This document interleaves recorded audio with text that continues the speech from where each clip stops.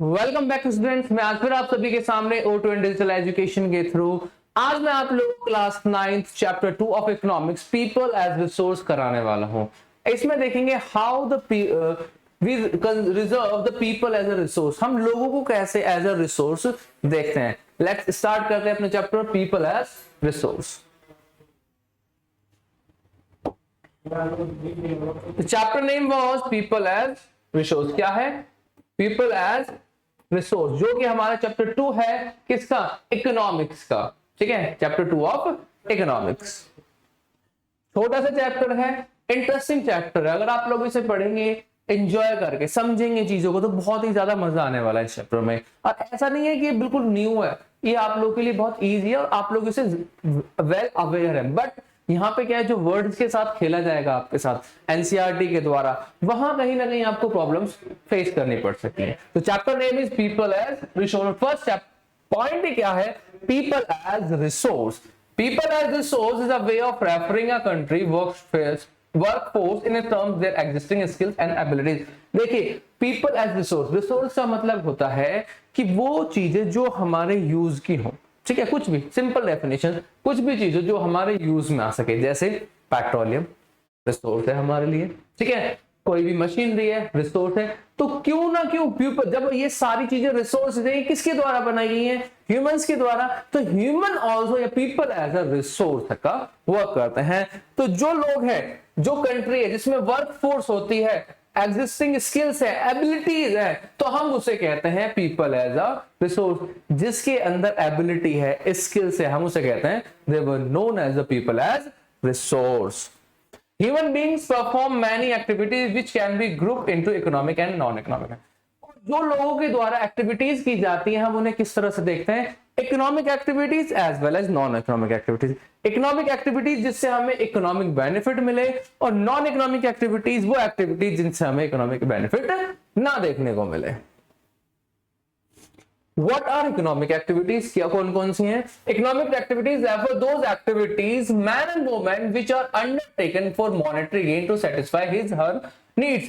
Man economic activities वो activities जो लोगों के द्वारा, मैन हो वुमन हो, किसी के द्वारा भी जो परफॉर्म की जाती हैं to get his monetary benefit और gain his monetary benefit which were known as the economic activities। उन्हें क्या कहते हैं? Economic activities. The activities of worker, farmer, shopkeeper, manufacturer, doctor, lawyer, taxi driver fall under this category। जो सारी activities इसके through की जाती है, किसके? वर्कर्स के द्वारा, शॉपकीपर के द्वारा, डॉक्टर के द्वारा, लॉयर्स के द्वारा, they were known as the economic activities. ठीक है, नेक्स्ट है नॉन इकोनॉमिक एक्टिविटीज।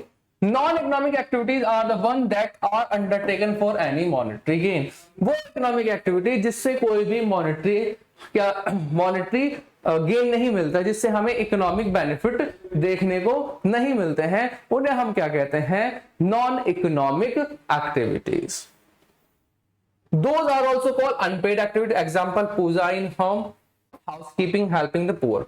देखो, पूजा हम घर पे करते हैं, हाउसकीपिंग का वर्क करते हैं, या फिर कोई और वर्क करते हैं, they were known as the non activity. मतलब हम एक्टिविटी तो कर रहे हैं, बट हमें उससे कोई भी इकोनॉमिक बेनिफिट नहीं मिलना। और ये चैप्टर जो इकोनॉमिक वाला है, आपको नेक्स्ट ईयर 10th क्लास में भी हेल्प करने वाला है, जहां पे सेक्टर्स इन इंडियन इकोनॉमी हम देख पढ़ेंगे। Types of economic activities. Economic activities के टाइप्स कैसे होते हैं? दो टाइप्स होते हैं, एक मार्केट एक्टिविटीज, एक नॉन मार्केट एक्टिविटीज। ठीक है, तो बेसिकली दो तरह के होते हैं, market activities and non market activities are perform for remuneration, pay और profit. Agriculture activities for selling. Market activity मतलब जो भी चीज हम सामान हम क्या कर रहे हैं, मार्केट में बेच रहे हैं, कुछ भी कैरी आउट कर रहे हैं जिससे हमें बेनिफिट मिला, they were known as the market activities. Non market activities वो जो कहां सेल्फ कंजप्शन के लिए प्रोडक्शन हो रहा है, एसिड, किचन गार्डन, जैसे हम कुछ भी प्रोड्यूस कर रहे हैं, ठीक है, और वो सेल्फ कंज्यूम ही कर रहे हैं, they were known as the non market activities. वो चीजें जो प्रोड्यूस कर रहे हैं और जिन्हें हम क्या कर रहे हैं, सेल आउट कर रहे हैं, they were known as the market activities. जैसे किचन गार्डन एक्टिविटीज, जैसे आपने किचन में जो आपका वेस्ट होते हैं उन सबको गार्डन में ग्रो करना स्टार्ट कर दिया, वहां पे प्लांट्स को ग्रो करना स्टार्ट कर दिया, तो they were known as the kitchen garden activities and non market activities. Economic activities by man and women, man and women के द्वारा इकोनॉमिक एक्टिविटीज कौन कौन सी की जा सकती हैं, कैसे कैसे? Economic activities are development and wealth producing activities. It create economic financial gain by producing goods services and add value to the national income. Economic activities वो होती हैं जिसके द्वारा क्या होता है, प्रोड्यूस की जाती है एक्टिविटी जो क्रिएट करती है इकोनॉमिक फाइनेंशियल गेन करती हैं, गुड्स वगैरह मिलती हैं और जो हमारी नेशनल इनकम को भी इंप्रूव करने में हेल्प करती है. They were known as the economic activities. ठीक है, जो हमारी और एज वेल एज हमारी कंट्री की इकोनॉमी को इंप्रूव करे उसे कह सकते हैं हम economic activities. What is human capital? Human capital is the stock of skill and productive knowledge embodied human beings. Human capital का मतलब है कि वो स्टॉक, वो लोग जो क्या स्किल है, प्रोडक्टिव है, नॉलेजेबल है, जो हमारे पास बेंच में है, हम उसे कहते हैं human capital. Population, human being became human capital when it provide with better education, training, health and facilities. और जो पॉपुलेशन होती है हम उसे ह्यूमन कैपिटल कर सकते हैं, कन्वर्ट कर सकते हैं कब वो हम उन्हें बेटर एजुकेशन दे, ट्रेनिंग दे, ठीक है, और हेल्थ केयर फैसिलिटीज प्रोवाइड करें. जब उन्हें हम ये सारी चीजें प्रोवाइड करेंगे then we work create the human capital. Human capital formation, when the existing human resources further develop by spending on or making workforce more educated and healthy, it's called human capital formation. जब हम देखो human capital हम लोगों ने बना लिया, लेकिन उसे बनाने के लिए हम क्या करेंगे, स्पेंड करेंगे, कुछ पैसे स्पेंड कर सकते हैं किसके ऊपर, मेकिंग वर्कफोर्स मोर एजुकेशन, तो हम उसे कहते हैं ह्यूमन कैपिटल फॉर्मेशन. भाई ह्यूमन कैपिटल बनाने के लिए हमें उन्हें एजुकेटेड करना पड़ेगा. ठीक है भाई, मान लीजिए हमें किसी को जॉब कराना है, किसी इंडस्ट्रीज में जॉब कराना है, तो उससे पहले हमें क्या करना पड़ेगा, उसे उसकी नॉलेज तो देनी पड़ेगी, तभी तो वो उसमें वर्क कर पाएगा. तो इसी तरह से ये है. तो ह्यूमन कैपिटल फॉर्मेशन हम तब कर सकते हैं जब हम उसके ऊपर कुछ स्पेंड करेंगे.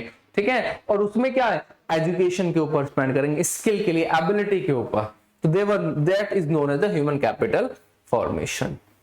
Quality of population, what does it mean by the quality of population? Quality of population जो होता है, इट मींस कि लोग कितने पढ़े लिखे हैं, ठीक है, कितने लिटरेसी लेवल है, कैसा उनका लिटरेसी है, कैसे वो वर्क कर रहे हैं, कैसे वो चीजों को परफॉर्म कर रहे हैं, कैसे चीजें देखी जा रही हैं. तो that were known as the literacy, that were known as the literacy, the quality of population. ठीक है, the quality of population depend upon literacy rate, life expectancy, skill formation acquired the people of the country.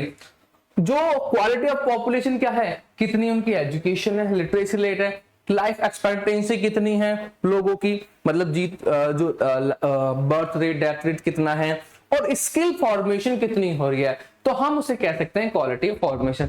जैसे example लीजिए, दो country है, country A and country B. Country A जिसकी population जो है 2 million है, कंट्री बी उसकी भी पॉपुलेशन 2 मिलियन है, लेकिन कंट्री ए के पास क्या है, वेल एजुकेशन है, वेल स्किल है, टेक्नोलॉजीज है, बहुत अच्छी डेवलप है. और जो कंट्री भी है वो क्या है, पॉपुलेशन उतनी है, रिसोर्स भी है, बट एजुकेट जो वहां के लोग हैं दे आर इलिटरेट, अनपढ़ है, जो उनका वो है क्या कहते हैं, टेक्नोलॉजिकल नॉलेज है वो बहुत कम है. तो अब वो क्या करेंगे, तो वो क्या होगा, जो उनकी क्वालिटी ऑफ पॉपुलेशन है वो बहुत ही कम होगी as compare to the country A. तो ये है डिफरेंस क्वालिटी ऑफ पॉपुलेशन का. इंपोर्टेंट ऑफ एजुकेशन, एजुकेशन क्यों इंपॉर्टेंट है? Education is the most important component of human resource development. जो एजुकेशन है वो क्या है, ह्यूमन रिसोर्स का सबसे अहम कंपोनेंट है. अगर एजुकेशन नहीं है तो we are not able to convert human as a क्या resource, human as a resource. हम लोगों को रिसोर्स में नहीं कन्वर्ट कर पाएंगे जब तक हम उन्हें एक अच्छी एजुकेशन प्रोवाइड नहीं कर सकते. It helps individual to make better use of economic opportunities available before him. It contributes toward the growth of society, enhance the national income, cultural richness, efficiency. और इससे क्या होगा, इससे हम क्या कर सकते हैं, अपॉर्चुनिटीज डेवलप कर सकते हैं. जब इलिटरेट होंगे, पढ़े लिखे होंगे, तो उनके लिए अपॉर्चुनिटीज होगी, वो सोसाइटी के लिए कंट्रीब्यूट करेंगे, नेशनल इनकम में कंट्रीब्यूट करेंगे, और अपनी इनकम भी, मतलब सेल्फ अवेयरनेस भी होगी, और उनकी सेल्फ रिलायबिलिटी भी बढ़ेगी। तो मतलब वो है कि डेवलपमेंट होगा हर चीजों का, और साथ के साथ इसके साथ साथ वो किसका डेवलपमेंट भी करने को देखने को मिलेगा हमें, कंट्री का भी। Steps taken by the government to spread education. अब लोगों जो गवर्नमेंट, अभी गवर्नमेंट को पता चल गया कि हमें क्या है, पीपल्स को एज अ रिसोर्स कन्वर्ट करना है, तो इनके लिए हमें कुछ ना कुछ मेजर्स लेने पड़ेंगे। तो उसके लिए क्या करा गया, measures like serve Shiksha Abhiyan SSA, mid day meal scheme, right to education have been introduced, push education and fathers and. और ये जो स्टेप्स थे वो टेकन किए गए किसके द्वारा, गवर्नमेंट के, ताकि ज्यादा से ज्यादा लोग क्या कर सकें, एजुकेशन गेन कर सके। अब ये देखते हैं what does it mean by the Sarva Shiksha Abhiyan. सर्व शिक्षा अभियान का मतलब है कि हर एक बच्चे को क्या हमें एजुकेशन प्रोवाइड करनी है, सर्व शिक्षा, सभी को यूनिवर्सली हमें क्या करानी है, एजुकेशन देनी है up to the age of 14। Second है मिड डे मील।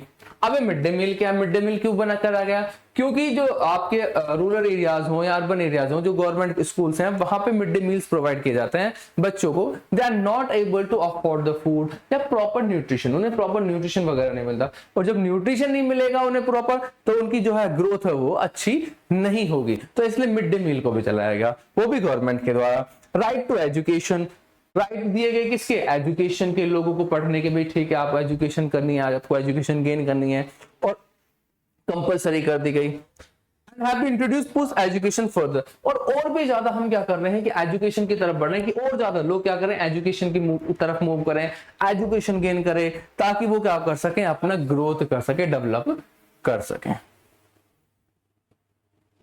हेल्थ, अब हेल्थ का फैक्टर क्या आता है, कैसे हेल्थ, अगर मान लीजिए हेल्थ अगर देखें, अगर किसी कंट्री की हेल्थ स्टेटस बहुत ही लो है, तो वहां पे जो है पीपल को एज ए रिसोर्स नहीं कन्वर्ट कर सकते।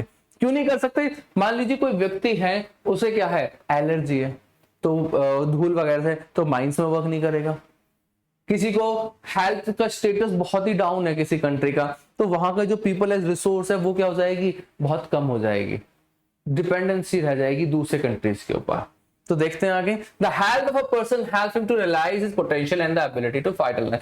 अगर एक हेल्थ जो होती है पर्सन की, वो रियलाइज कराती है कि उसकी पोटेंशियल क्या है और एबिलिटी क्या है किस चीज से, बीमारियों से लड़ने की। An unhealthy person become a liability for an organisation, और एक अनहेल्दी पर्सन जो है लायबिलिटी बन जाता है, क्या बोझ बन जाता है किसके ऊपर, एक ऑर्गेनाइजेशन के ऊपर। अगर एक कंट्री की जो है मोस्ट ऑफ द जो वो है पीपल्स है, वो क्या हो जाएंगे, अनहेल्दी हो जाएंगे, तो कहीं ना कहीं वो झेलने पड़ेंगे किसको, सरकार को ही, कि यार ये तो बीमारी पड़ रहे थे, काम कैसे करेंगे, काम ही नहीं होता। इवन उनके जो वो होती है बीमारी के ऊपर ज्यादा पैसा खर्चा हो जाता है, ठीक है, तो एक लायबिलिटी बन जाती है ऑर्गेनाइजेशन के ऊपर। Health is an indispensable basis of realising one's wellbeing, और हेल्थ अगर एक अच्छी होती है तो वो बताती है कि भाई हाँ ठीक है, आप एक अच्छा आउटपुट दे सकते हैं। A healthy mind create healthy environment which is essential for development of country। सही बात कही है कि एक healthy mind ही क्या कर सकता है, क्रिएट कर सकता है एक healthy environment, जो कि जरूरी होता है किसी भी कंट्री के डेवलपमेंट के लिए। अगर आपका हेल्थ एनवायरनमेंट नहीं है, हेल्थ अच्छी नहीं है, हेल्थी माइंड नहीं है, then you are not able to create a development for a nation. ठीक है, अपने देश के लिए नहीं कर पाओगे कोई भी डेवलपमेंट, और क्या करोगे आप, कहीं ना कहीं क्या बन जाओगे, लायबिलिटी बन जाओगे, बोझ बन जाओगे किसके ऊपर, अपने देश के, अपनी इकोनॉमी, अपनी कंट्री के ऊपर, कि आपकी हेल्थ ही हमेशा बीमार रहती है, लोग ही परेशान रहेंगे, यार हमेशा बीमार रहता है, क्या करें इसका। The National Health Policy 2 aims at improving the accessibility of health care, family welfare, nutritional services, especially for weaker and the underprivileged section of the society. National health policy का एम है कि जो वो क्या करें, प्रोवाइड करें, क्या provide करें, to improve the accessibility of health care, मतलब हेल्थ केयर तक वो लोग जा सकें, फैमिलीज के लिए क्या कर सकें, जो फैमिली है वेलफेयर, न्यूट्रिशन प्रोवाइड कर सके। मैंने बताया ना मिड डे मील चलाया गया, क्यों, क्योंकि लोग, बच्चों को क्या मिले, न्यूट्रिशन मिल सके, क्या मिल सके, बच्चों को न्यूट्रिशन मिल सके, न्यूट्रिशन की कमी ना देखने को मिले बच्चों के अंदर। और जो और भी वीकर सेक्शंस हैं जहां पे लोगों को खाना नहीं मिलता, उन्हें खाना प्रोवाइड कर सके। जब हेल्थ अच्छी होगी तभी तो क्या होगा, ग्रोथ अच्छी होगी। ठीक है, what does it mean by the literacy rate? Literacy rate is a percentage of population of an area of particular time, age 7 years or above, which can read and write with understanding. Literacy rate उसे कहा जाता है जो व्यक्ति, जो बच्चा जो 7 साल से अबव का होता है, उसमें जो लिखना और पढ़ना जानते हैं, they were known as the literacy rate. 7 साल से ऊपर जितने बच्चे पढ़ना लिखना जानते हैं उनके अकॉर्डिंग हम कह सकते हैं उनका literacy rate. Life expectancy. Life expectancy is the average period that a person may expect to live. Birth rate is the number of live basis born per thousand of population during a year. Life expectancy जो है बहुत जरूरी है. जितनी ज्यादा life expectancy होगी उतना ज्यादा उस कंट्री का हेल्थ केयर, उस कंट्री की हेल्थ जो है अच्छी होगी, उस कंट्री की जीडीपी डेवलप होगी. क्यों? क्योंकि एक साल के अंदर जितने भी बर्थ जो जन्म होता है बच्चों का, पॉपुलेशन का, उसमें से अगर हम 1000 का अगर एवरेज निकाले कि 1000 में से कितने बच्चे जो बच जाते हैं पर ईयर, तो हम उसे कह सकते हैं कि लाइफ एक्सपेक्टेंसी. मान लीजिए किसी उसमें एक में 997 बच्चे जो हैं वो बॉर्न क्या कहते हैं, एक साल में 1000 बच्चे हुए जिसमें से 997 बच्चे जीवित हैं, तो इट मींस कि उनकी लाइफ एक्सपेक्टेंसी क्या है 997 पर 1000. ठीक है, पर 1000 3 बच्चे की उनकी जो है डेथ हो जाती है एक साल के अंदर, तो कहीं ना कहीं अच्छी है. अब डेथ रेट क्या है? Death rate of mortality rate is the number of people die per 1000 population, कि 1000 में जितने लोगों की क्या हो रही है, मृत्यु हो रही है, उसे हम क्या कहते हैं, डेथ रेट कहते हैं. जैसे मैंने अभी एग्जांपल दिया था कि 997 जी रहे हैं तो 3 बच्चे मर गए, तो 3/1000 यहाँ पे कितना आ जाएगा, 3/1000, यहाँ पे 997/1000. Infant mortality rate. Infant mortality is the number of death that per 1000 live birth of the children under birth. एक साल या 1 साल से जिस जो पेट में जो गर्भ में होते हैं उस टाइम पे अगर किसी की डेथ हो रही है, या फिर जो बच्चा उससे 1 साल से पहले मर जाता है, तो उसे क्या कहते हैं, इन्फेंटल मोर्टेलिटी रेट. जितने बच्चे मर रहे हैं, ठीक है, मान लीजिए 1000 में से 10 बच्चे मर रहे हैं, तो हम कह देंगे 10/1000 is known as the infant mortality rate है किसका, बच्चों का, इस कंट्री का. और जितना ज्यादा, जितनी लाइफ एक्सपेक्टेंसी ज्यादा होगी और ये लोग कम होंगे, दोनों चीजें कम होंगी, जितनी ज्यादा ये होगी, हम कह सकते हैं कि उस कंट्री का क्या है, जो है डेवलपमेंट अच्छा है, हेल्थ केयर अच्छा है, ग्रोथ अच्छी है, बहुत सारी चीजें हमें देखने को मिलेंगी जो वहां पे अच्छी होंगी लोगों के लिए. For the betterment of their future, culture, country and the world also, कि वहां पे जो आने वाली एज है, जो अडल्ट एज है, वो बहुत अच्छी होगी. Sectors of Indian economy. देखिए ये टॉपिक आपका 9th में भी एज वेल एज 10th में भी, दोनों में ही इंपॉर्टेंट है, तो इसे हम अच्छे से कर लेते हैं कि ताकि नेक्स्ट ईयर आपको कोई भी प्रॉब्लम ना आए. अब सेक्टर्स, बेसिकली जो इकोनॉमी है वो डिवाइड होती है, जो सेक्टर्स हमारी 3 पार्ट में है, primary, secondary and tertiary sector. ठीक है, आप लोग पहले से भी पढ़ते आ रहे होंगे प्राइमरी, सेकेंडरी एंड टर्सरी. तो प्राइमरी का मतलब ये समझिए रॉ मटेरियल, सेकेंडरी का मैन्युफैक्चर और टर्सरी का गुड्स एंड सर्विसेज. ठीक है, प्राइमरी का क्या लेना है हमें, रॉ मटेरियल,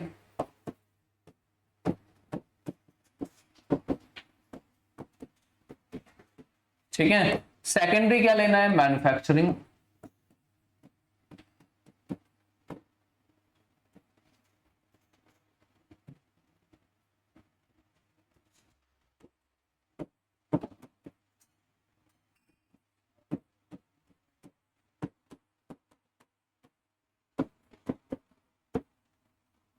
मैन्युफैक्चरिंग. टर्सरी का हम क्या देखेंगे, गुड्स एंड सर्विसेज.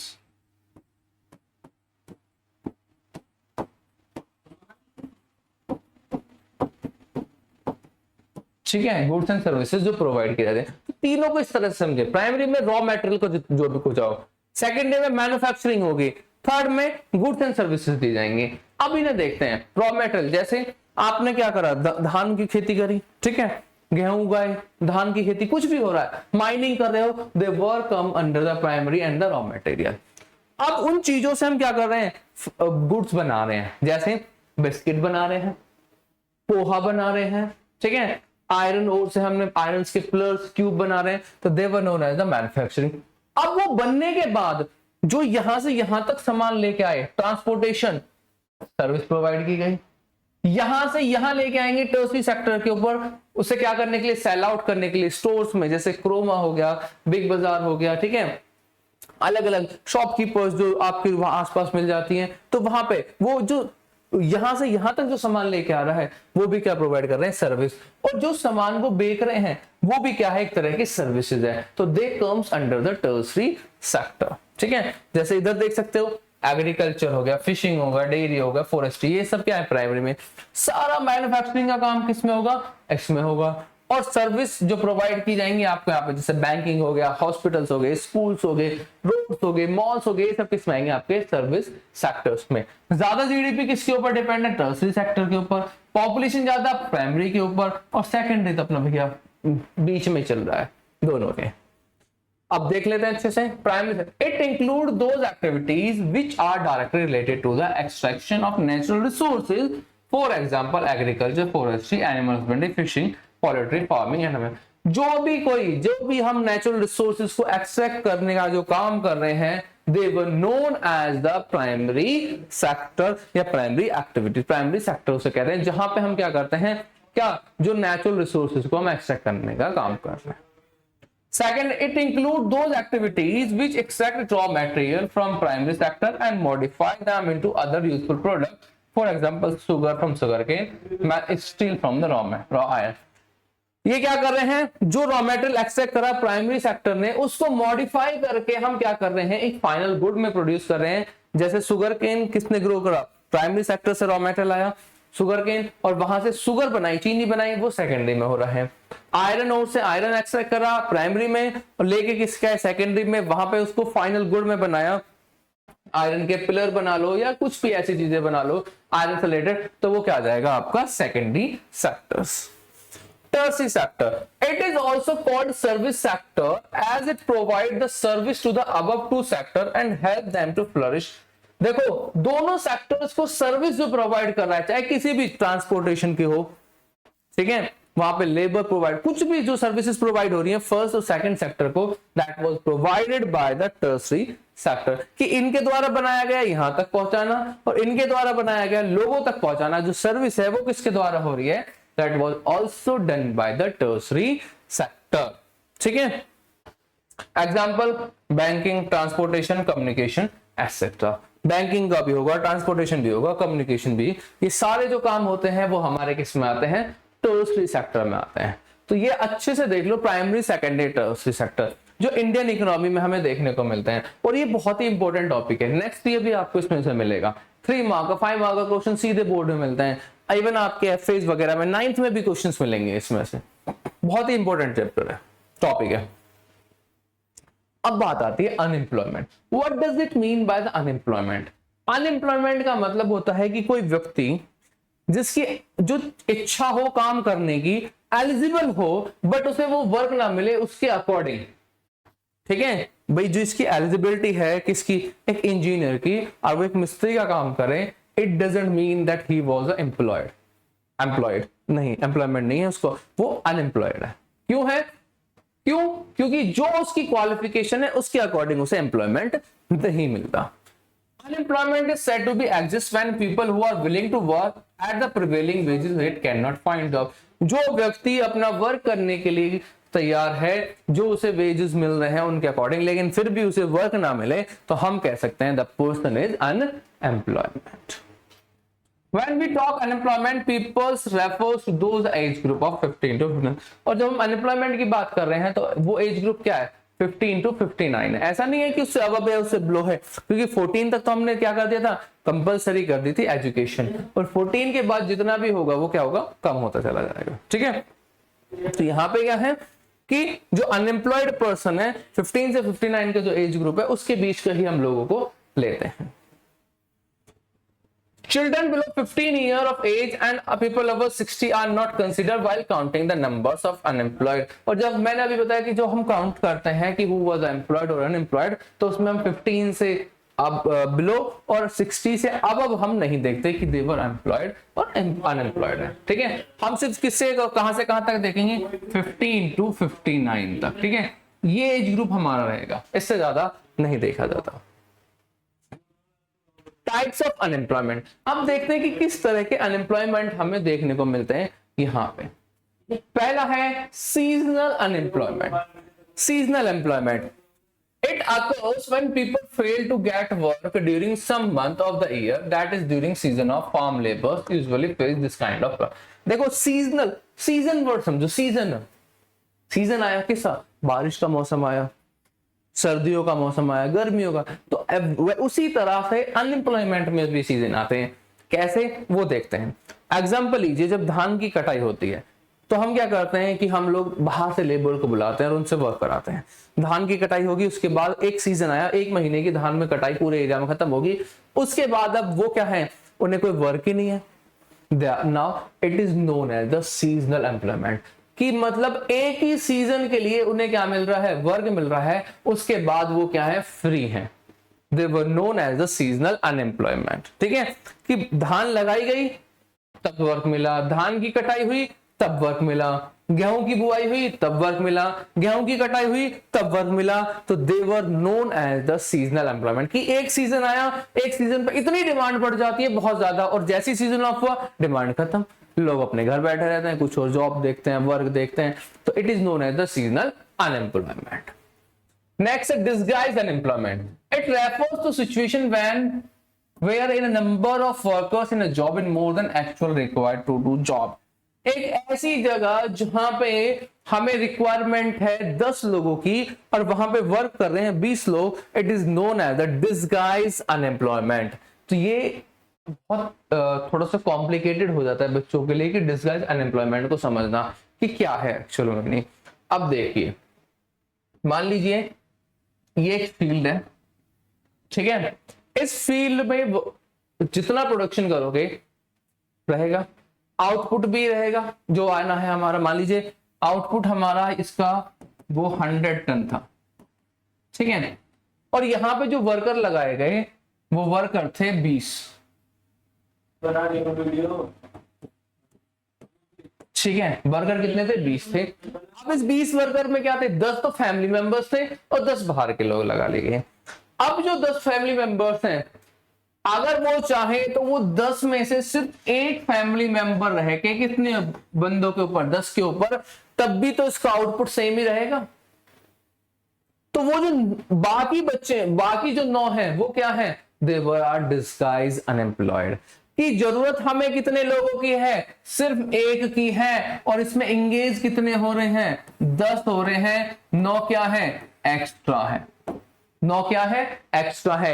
एंगेज हो रहे हैं 10, 9 एक्स्ट्रा है, एक की जरूरत है। एक व्यक्ति सबको कंट्रोल करके देख सकता है कि उन्हें कितना वर्क हो रहा है, कितना वर्क नहीं हो रहा, ज्यादा हो रहा है, नहीं हो रहा है, कम हो रहा है, तो वहां पे क्या है, it is known as the disguise. अब जो ये 9 लोग हैं, ये क्या है, कहीं और वर्क कर सकते हैं, किसी इंडस्ट्री में वर्क कर सकते हैं, कहीं और जॉब कर सकते हैं, कुछ और वर्क कर सकते हैं, अपना कुछ बिजनेस कर सकते हैं, तो they were known as the disguise unemployment.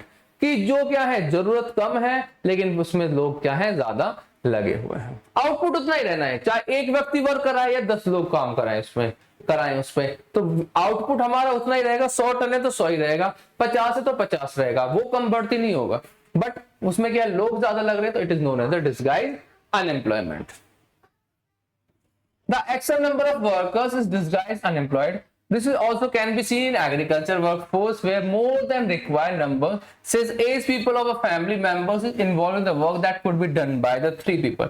मैंने जो भी कहा कि एक ऐसा एग्रीकल्चर फील्ड का एग्जांपल ले सकते हैं जहां पे सिर्फ जरूरत 3 लोगों की है, लेकिन उसमें क्या है, पूरे 8 लोग क्या हो रहे हैं, वहां पे एंगेज हो रहे हैं, तो it is known as the disguise unemployment. ठीक है, means that those 5 people are disguised unemployed, they are present in the absence does not matter। कि वो 5 लोग और रहे ना रहे उससे कोई मैटर नहीं करता, उनके अलावा भी वो वर्क हो सकता है। अब है urban employment. It occurs when the educated person do not get employed according to its education level or work below it। Urban unemployment का मतलब है कि एक व्यक्ति उसे क्या है, उसकी जॉब, उसकी एजुकेशन के अकॉर्डिंग उसे वर्क ना मिले। जैसे मैंने स्टार्टिंग में एग्जांपल दिया था कि किसी ने क्या करा है, इंजीनियरिंग की है और वो क्या बन रहा है, मिस्त्री बन गया है। भाई उसे कहां करनी चाहिए, एक अच्छी एमएनसी कंपनी में जॉब करनी चाहिए, वो क्या कर रहा है, ईंट को मिस्त्री लगा रहा है। ठीक है, एक उसका सिविल्स का है, एक मैकेनिकल का बन जाए, वो कहां अपनी शॉप खोल रहे, वहां पे किसी के अंदर वर्क कर रहा है। तो ये क्या है कि बेचारे की जो है क्वालिफिकेशन ज्यादा है लेकिन वर्क उसका क्या हो रहा है, वो अंडर कर रहा है लोगों के। It is known as the urban employment. People having higher degree of education qualification do not have work to do, और a computer engineer degree holder is working as a data entry operator in a firm। जो मैंने अभी बताया कि degree ज्यादा hold कर रखी है लेकिन वर्क नहीं मिल रहा, कि एक क्या है कंप्यूटर इंजीनियर है और वो क्या कर रहा है, डाटा एंट्री का काम कर रहा है, एक फर्म में बैठ के भी डाटा एंट्री करने का काम कर रहा है। तो कंप्यूटर इंजीनियर का वो वर्क नहीं होता।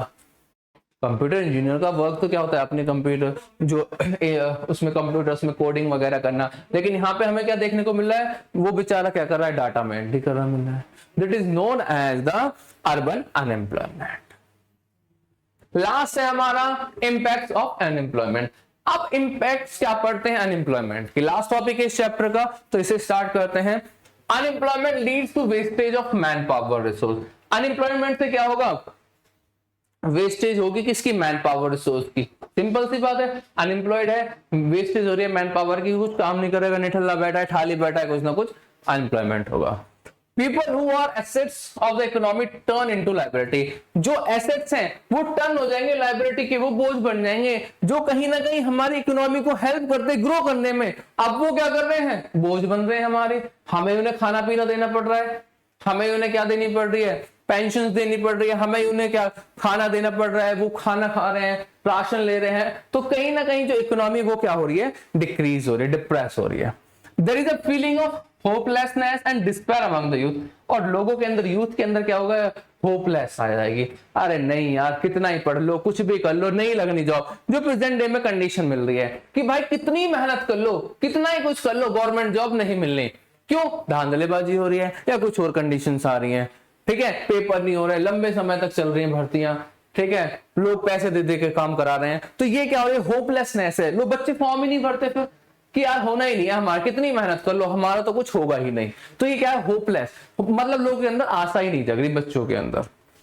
Unemployment tends to increase economic overload. और इससे क्या होगा, जब ज्यादा होगी अनएम्प्लॉयमेंट होगा तो इकोनॉमी जो है ओवरलोड हो जाएगी, उनके ऊपर क्या हो जाएगा, प्रेशर आ जाएगा, बहुत ज्यादा प्रेशराइज हो जाएंगी चीजें। Unemployment has determinantly impact on the overall growth of economy। और जब अनएम्प्लॉयमेंट ज्यादा होगा तो पूरी जो हमारी ओवरऑल ग्रोथ होगी उसके ऊपर भी इफेक्ट करेगी। तो ओवरऑल जो ग्रोथ होती है वो क्या हो जाती है, डिक्रीज होती चली जाती है। Increase in unemployment is an indicator to repress economy. और जब हमारे यहाँ अनएम्प्लॉयमेंट रेट ज्यादा बढ़ता जाएगा तो हम कह सकते हैं कि उस कंट्री की इकोनॉमी क्या हो रही है, डिप्रेस होती स्टार्ट हो गई है। इट मींस कि उसकी इकोनॉमी अब जो है ग्रो नहीं कर पाएगी। तो बेसिकली जो हमारा चैप्टर था वो यहाँ ही फिनिश होता है। इतना ज्यादा टफ भी नहीं था, इजी चैप्टर है। आप लोगों के लिए डाउट क्लासेस हम लोगों ने सैटरडे संडे को ले रखी हैं, उनके लिए आप लोग हमारे डिस्क्रिप्शन बॉक्स में जाके अपने डाउट्स क्लासेस के ग्रुप्स को ज्वाइन कर सकते हैं और डाउट्स को अपने कंफर्म कर सकते हैं। जो भी कोई डाउट्स हैं आप उन डाउट्स को क्लियर कर सकते हैं। वीडियो अच्छी लगी हो तो लाइक करें, शेयर करें एंड सब्सक्राइब करें हमारा चैनल। जय हिंद, जय भारत।